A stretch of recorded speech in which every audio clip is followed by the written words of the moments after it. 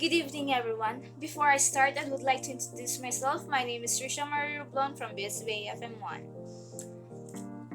This evening, I'm going to talk about the ongoing issue in our society, which is discrimination towards the member of LGBTQ community. It is upsetting to observe the continuous discrimination that LGBTQ people encounter in every single day in a world claims to promote equality as well as diversity. Discrimination against LGBTQ community can take different ways. It shows its own behavior in disregard of basic human rights and unfair treatment that brings a darkness over the existence. It is an important reminder that, despite our accomplishments, there still remain a long way to go before every person, regardless of sexual orientation or gender identity, may genuinely be free and equal.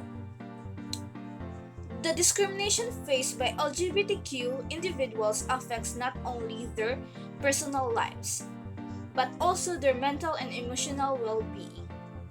Continuous hatred and discrimination raises the risk of feeling depressed, anxious, and suicide. Unfortunately, many LGBTQ youth face rejection from their families, leading to greater rates of homelessness.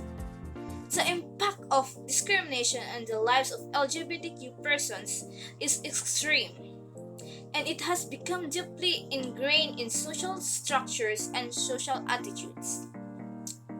We must recognize that discrimination against the LGBTQ community is not just a matter of personal beliefs and individual actions.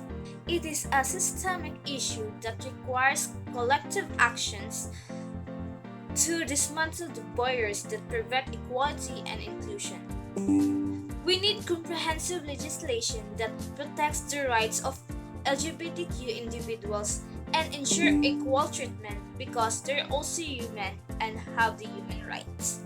We must challenge ourselves to stop discriminating against other people and work towards creating a society where everyone feels safe, accepted, and expresses themselves for who they are. In conclusion, we need to aim for a world free of discrimination based on sexual orientation or gender identity. We must be LGBTQ friends, speaking out against discrimination and racing for their rights.